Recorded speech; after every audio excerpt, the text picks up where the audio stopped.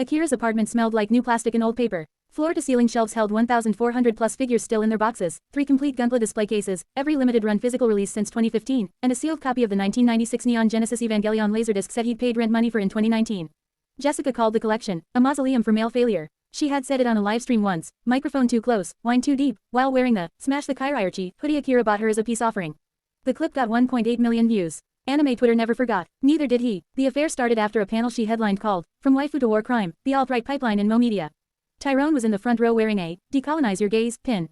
Afterwards they went for drinks. Then dinners. Then hotels Akira was still paying half the mortgage on. He found out from a single unlocked iMessage notification while she was in the shower. He's literally watching hentai while I'm gone lol. Black greater than cartoon pussy every time. Akira didn't cry. He opened his second monitor, pulled up his password manager, and started working. Phase 1 took 11 days. He mirrored every cloud backup she had ever touched. Every Google Doc manifesto, every Signal chat including the Tyrone thread, every voice memo she recorded for her upcoming podcast about healing from cishet weeb trauma. He scraped her entire public digital footprint and cross-referenced it against brand sponsorships, university honorariums, Patreon tiers, and nonprofit board memberships. Phase 2 was surgical. He created burner accounts and began drip-feeding contradictions to the exact people who could hurt her most.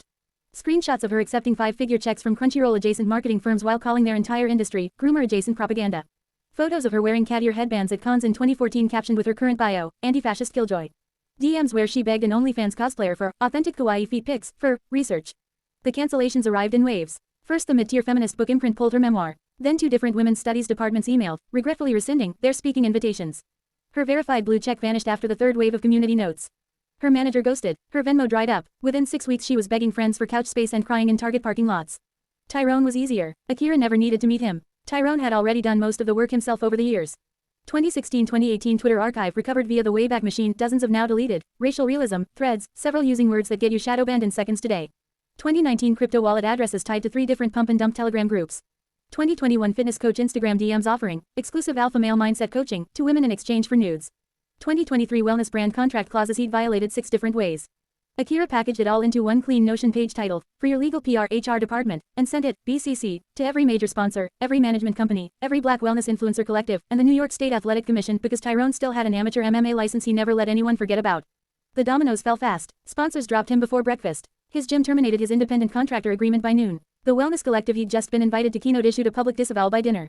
His verified badge disappeared. His Venmo and Cash App were frozen after someone, not Akira, reported fraud linked to the old crypto wallets. 2 weeks later Tyrone was evicted from his Bushwick loft. No income, no prospects, no social capital left. He moved back to his mother's place in a small Georgia town. The last photo anyone saw of him online was a grainy selfie in a Popeyes parking lot captioned, Starting over FR Heartbreak. He died 6 months later. Single car accident, 2:17 a.m., County Road outside Dublin, Georgia. Blood alcohol 0.17. No skid marks. State trooper report noted the driver appeared to have fallen asleep at the wheel. No foul play suspected. Akira read the local news article at 3:42 a.m. Tokyo time. He was attending Kamaikat that week, table space he'd waited 4 years to get.